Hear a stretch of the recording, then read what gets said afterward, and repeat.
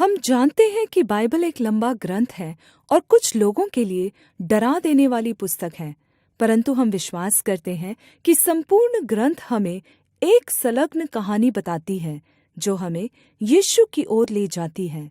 तो आप जब बाइबल को पढ़ते हैं तब उसे कैसे पढ़ना चाहिए, यह सीखने में हम आपकी सहायता करना चाहते हैं।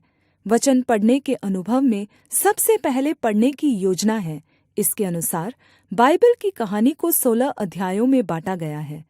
हमने कुछ पुस्तकों के क्रम में बदलाव किया है ताकि आप इस पूरी कहानी को समझ सके और यह भी समझ सके कि हर पुस्तक इसमें कैसे योगदान करती है।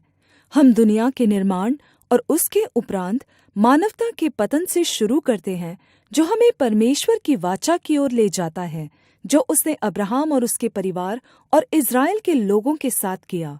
तब आप परमेश्वर द्वारा इज़राइल के मिस्र से निर्गमन तक पहुँचते हैं, जिसके बाद परमेश्वर सीनै पर्वत पर उनके साथ वाचा बांधता है।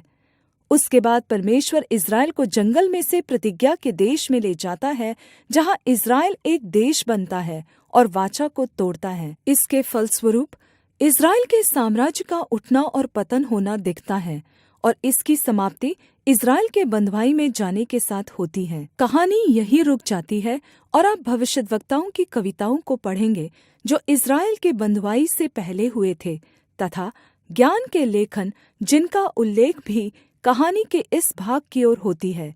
इसके बाद कहानी पुनः बढ़ने लगती है और आप बँधुआई के दौरान हुए भविष्यद्वक्ताओं के लेखनों को पढ़ेंगे। फिर इज़राइल का बँधुआई से निकलना और जो भविष्यद्वक्ता बँधुआई के पश्चात हुए उनका लेखन इनमें है। आप पुराने नियम को इतिहास की पुस्तक के साथ समाप्त करेंगे। यह अब तक की कहानी का सारांश है और कैसे यह सब यीशु की ओर निर्देश करता है। अंत में हम यीशु तक पहुँचते हैं और परमेश्वर के राज्य के विषय में उसकी घोषणा को देखते हैं। उसके बाद प्रेरितों की पत्रियां हैं जो यीशु के राज्य के लोगों को लिखी गई है। अंत में हम बाइबल की संपूर्ण कहानी को प्रकाशित वाक्य के साथ समाप्त करते हैं, जो यीशु के पुनः आगमन का काव्य रूप दर्शन और सृष्टि की चंगाई है। इन 16 अध्यायों को पढ़कर पूरा करने के लिए अनेक भागों में बांटा गया है। कुछ भाग छोटे हैं, कुछ लंबे हैं, लेकिन यदि आप एक भाग पढ़ने के लिए प्रतिदिन 15 से 20 मिनट देंगे तो आप संपूर्ण बाइबल 1 साल से पहले पढ़कर समाप्त कर सकते हैं। अब इस नक्शे के साथ भी बाइबल की कुछ पुस्तकें उलझन में डालने वाली है।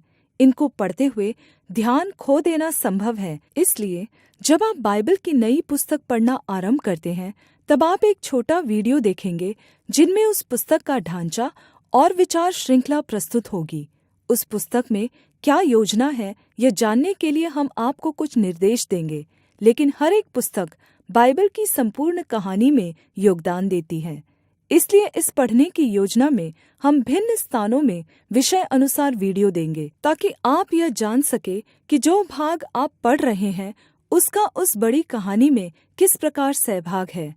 अंत में हर दिन के पढ़ने के भाग में एक भजन संगीता का भी समावेश होगा, क्योंकि हम विश्वास करते हैं कि बाइबल पढ़ना केवल बुद्धि से नहीं परंतु आत्मिक अनुभव होता है। इसलिए हम आपको न्योता देते हैं कि आप पूरे साल भर भजन संगीता के द्वारा प्रार्थना करने की आदत डालें और साल के अंत में आपकी प्रार्थना के साथ भजन संगीता की पूरी पुस्तक 2.5 बार पढ़ चुके होंगे। हमारी आशा है कि वचन पढ़ने की योजना से आपको संपूर्ण बाइबल पढ़ने में सहायता होगी और यह अनुभव आपको इससे पहले कभी नहीं रहा होगा। तब आप खुद देखेंगे इस प्राचीन कहानी की सुंदरता और ज्ञान को, जो हमें यीशु की ओर संकेत करता है।